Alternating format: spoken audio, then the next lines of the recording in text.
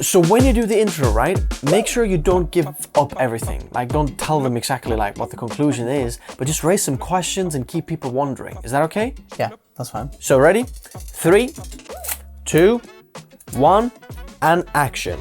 So this over here is the Intel 12900K. It's got 16 cores and 24 threads, so finally more than 8 that we usually see from Intel. So it looks like Team Blue is back in the game and they come swinging hard against AMD. And it looks like they might be actually back on top again. But there is a but. There is a cost. What is the cost? And is it enough to beat the legendary AMD Ryzen 9 5950X 16-core monster, labeled also as no compromises? Well, let me tell you this much, it's absolutely flipping amazing, okay? It's time to talk, but do you know what else is amazing? Our sponsor segment from Artlist. This video is sponsored by Artlist, which is also my go-to music and sound effects licensing site. Music license from Artlist is covered by a worldwide royalty-free license, which includes all projects from personal YouTube videos to high-end TV commercials. Once you've downloaded a song with active subscription, it's yours to keep forever. New music and sound effects are added to the site daily, so you'll never run out of choice. There's one affordable annual subscription cost with no hidden fees, and the best part is, if you sign up through the links in the description below, you'll get 2 months for free. So check out Artlist in the video description below. So a lot of things have changed on the new 12th gen, so let's get acquainted with the platform. So I'm not gonna go into the nitty-gritty. Let's get down to the nitty-gritty Of the specs, but just the most important things that are important to know. First of all, we have 16 cores, and those cores aren't equal. We have 8 performance cores that also have hyper-threading, which means they have 2 threads per core, and then we have also 8 efficiency cores, which brings us to 16 cores and 24 threads because they have 1 thread per core. It's very similar to the Apple M1 design, if you're familiar with that, where you have performance cores and then efficiency cores. We have the new UHD 770 graphics, which looks like it's quite the same compared to the 11th gen on the 11900K, for example, but believe you me, there is a lot of differences, especially for creators, because now we have 2 multi-format codec engines, basically video encoders on the chip. It's really hard to find exact info about that, but you'll see in the benchmarks it makes a massive difference. 12900K supports DDR5 as well as DDR4, but you need a Z690 motherboard that supports either. So either like this one over here that has D4 in here, meaning DDR4, or this ProArt Z690 board, which is absolutely amazing. And if you want to know more about this video, we're going to be getting that a whole another video about this one, because if you're a creator, you should be super excited about that. But DDR5 and 4 aren't interchangeable. We have 20 PCIe lanes and PCIe 5.0 support. The TDP has changed. We have the base TDP, which is 125 watts, and then the turbo TDP, which is 241 watts. The process has changed, and it's now on the 10 nanometer process, which Intel calls Intel 7.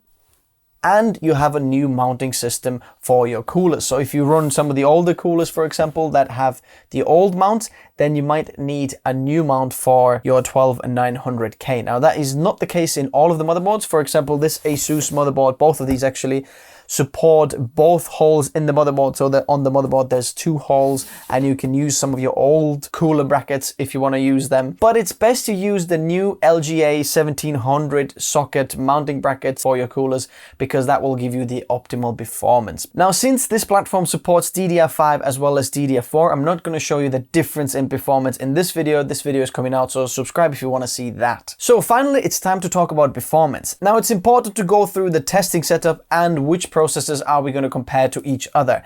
We have the 10th and 11th gen i9s. They are both on the ROG Maximus Hero 13 motherboard. We're using 64 gigabytes of Kingston Fury Renegade, which runs at 3600 MHz and CL18. The GPU is Asus TUF RTX 3090, and that is the same on all of the platform over here. For SSDs, we are using the Seagate Firecuda 530 2TB SSD. For cooling, we are using the ROG Ryujin 360mm AIO. For PSU, we have the Asus ROG Thor 1200 watt power supply, and everything has been tested on Windows 10, not 11. More about that in a moment. Our Ryzen system, the 5950X, is actually running the Asus X570 ProAd motherboard, the same DDR4 RAM, the same GPU, but the cooling is the Noctua NHD15 air cooling, and for PSU we are using the Fractal Ion 2 860 watt power supply. For this 12900K setup we are using the Asus ProAd Z690 Creator Wi-Fi board, 64 gigabytes of Kingston Fury Beast, which runs in 5200 megahertz CL40. Absolutely insane. So there's 4 16GB 6 over there. Same GPU, same SSD, the same cooling, and the ROG Thor 1200 watt power supply. Now, why Windows 10 and not 11? I have the privilege of actually using this processor for about a month or even more now, and however I tested the CPU, it always showed slightly better scores in Windows 10 than Windows 11 because some of the software and some of the things weren't optimized for Windows 11, hence we are using Windows 10. But Intel actually recommends you testing the 12900K on the Windows 11 platform because that's the first operating system that can really take advantage of the big small core architecture of the CPU. So I expect the performance to be a little bit better once we have fully optimized software and hardware when they're all talking together. But as you can see, the Windows 10 or Windows 11 in our case as creators doesn't matter too much. So the benchmarks then. Let's start with a bit of a synthetic benchmark, Cinebench R23. And on the single core, our 12900K reaches the score of 2001. That is the highest Cinebench score, single core ever made. It's absolutely insane. Now on Windows 11, no matter what I did, I could not reach that score. So the 12900K is 21.1% better than the 11900K, 23.1% better than the 5950X, 27.2% better than the 5900X. Moving to Cinebench R23 multi-score, our Ryzen 9 5950X is actually 4.6% faster than the 12900K. But the 12900K is 22.9% better than the 5900X, 69.2% better than the 10900K, and whopping 82.4% better than the previous generation 11900K. Now the real world creative applications performance. All of our Intel CPUs, the 10, 11 and the 12th gen, were tested with the iGPU enabled from a BIOS. So that also tests the CPU and GPU combination of the processor, not just the processor capabilities on its own. So some of the programs can take advantage of that. Also bear in mind we're only looking at the overall scores, and if you want to know The nitty-gritty of each application, which actually depending on your workflow can be a bit different, order of processes. So if you want to see the, each application difference, then hit that subscribe button. Videos are coming out very soon. First of all, we're looking at Adobe Photoshop. Now the 12900K gets the score of 1426, which is 8.4% better than the 5950X. And 22.4% better than the 11900K. Moving on to Adobe Lightroom Classic, our 12900K got the score of 1451. Compared to the Ryzen 5950X, we are 10.7% faster, and compared to the 11900K, we are 35.6% faster and a whopping 43.2% faster than the 10900K. Moving on to the Adobe Premiere Pro, the 12900K got the standard overall score of 1486, and that is the highest score ever reached on Adobe Premiere Pro on Puget Bench scores. It's absolutely insane. Just to put it in perspective, you're wondering, oh, is it better than the Threadripper or Threadripper Pro, CPUs? Yes. Just go on the Puget Bench database and you can see that even the best processors that cost like 10 times sometimes as much as this CPU over here, they don't reach as high scores as this.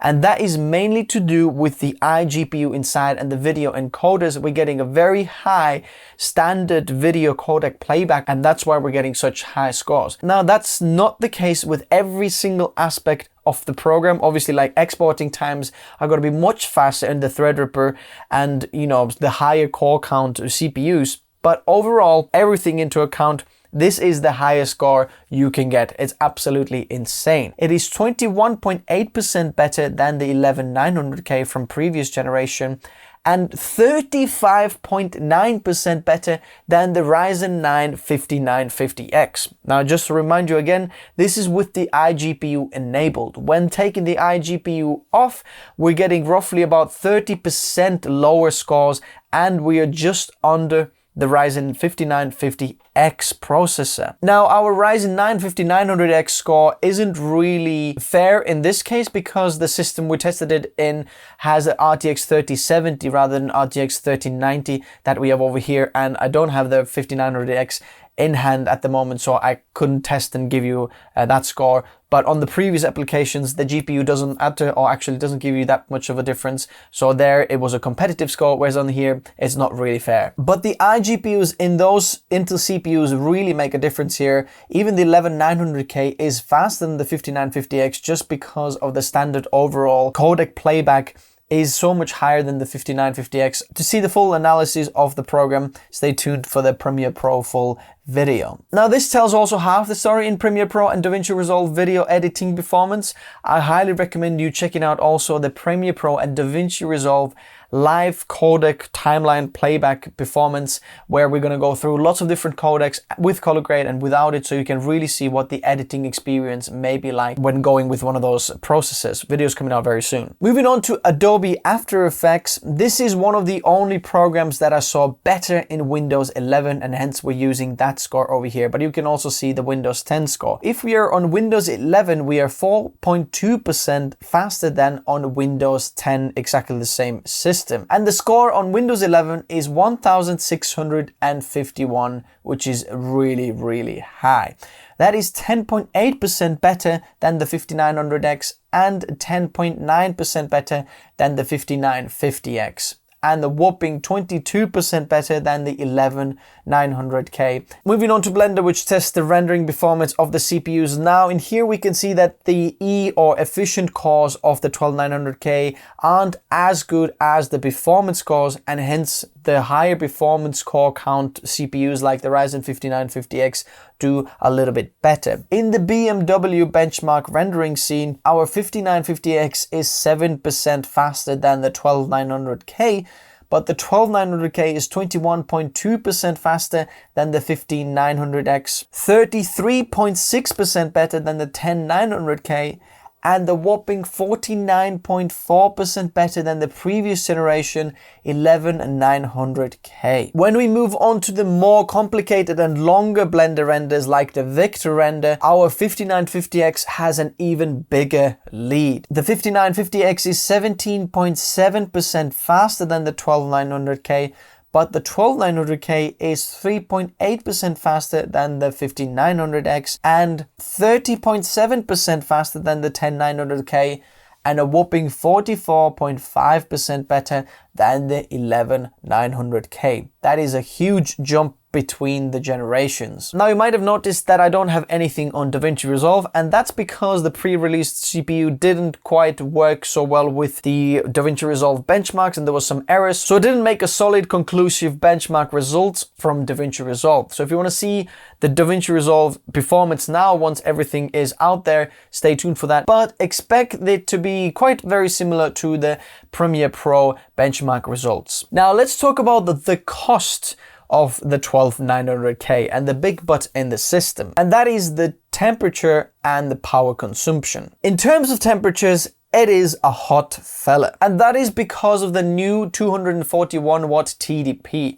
Basically what Intel did compared to the 11th gen, if you remember 11th gen i9 or i7, i5, they had only a limited time of the turbo boost. But now on the 12900K, the turbo boost is unlimited time. So it can run the turbo boost forever, and hence it uses quite a lot more power. So if you utilize the processor at 100%, it pulls 241 watts from the socket, which means get ready for the absolute best cooling solutions you can get for the 12900K. Now, I tried even the best AIO on the market, which is the Arctic Liquid Freezer 420mm AIO, I was still reaching temperatures between 85 and 95 degrees at 100% utilization, which is insane. But all of these screenshots of different temperatures and power consumptions are done with an open test bench and a 360mm AIO, which is this ROG Ryujin 360. I did see more than 240 watts being pulled from the socket with earlier versions of the BIOS, but with the latest BIOS versions, I'm not seeing it being that much. In fact,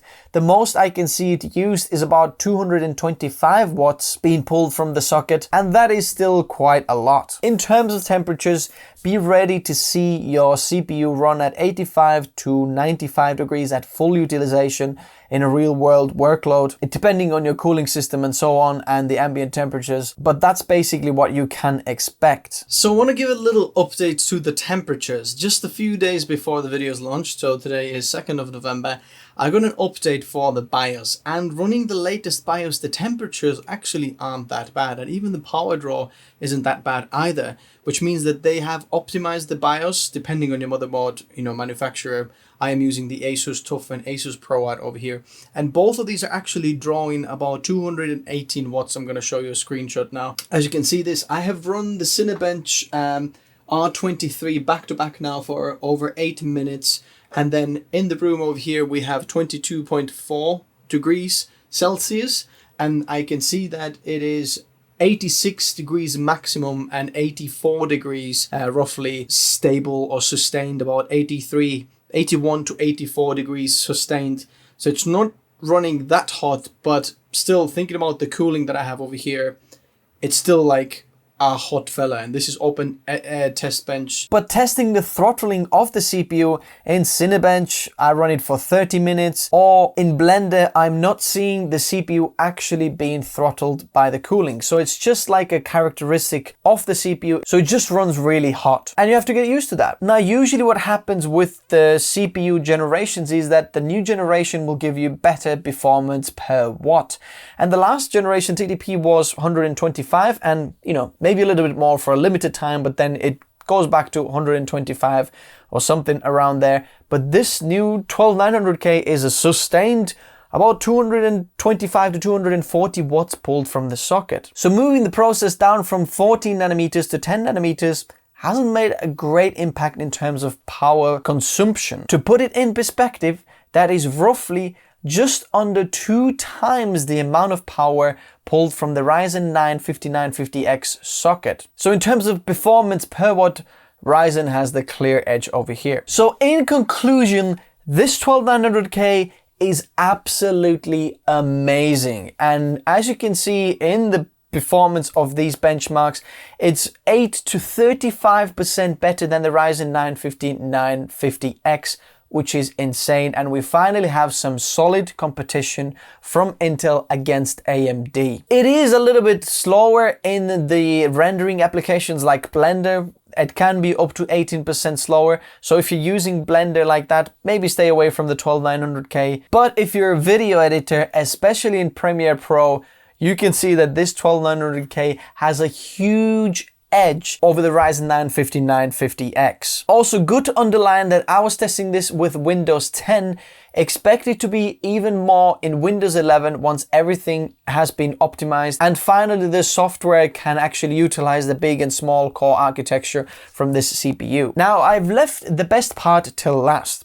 The Ryzen 9 5950X is roughly around 100 to 150 pounds, euros more expensive than this 12900K. So it's cheaper and better than the Ryzen. How good is that? Now don't get too swayed away with the price difference, because most likely the Z690 motherboards and the DDR5 RAM is going to be more expensive than your Ryzen motherboard and DDR4 RAM. So the system roughly can equal out the same, but just CPU on its own is much cheaper. Is this 12900K good then for creators? The answer is absolutely flipping yeah. It is seriously impressive. It's just the best what's out there. It's the new, no compromises, pretty much the best CPU that is out there. And if you're a creator, especially slightly threaded workloads or a video editor, you're gonna love this CPU. Is it worth switching? most likely, and I am seriously thinking about it because the performance difference is so much better. If you want to pick up the 12900K, I'm gonna leave the link in the description below. Now this was the i9 12900K. If you want to know how the i7 and i5 perform, what can you do? Well, hit that subscribe button and bell icon not to miss the video. Likes if you enjoy this video, subs if you like to see more, and I will see you very soon. Thanks guys for watching. Bye bye.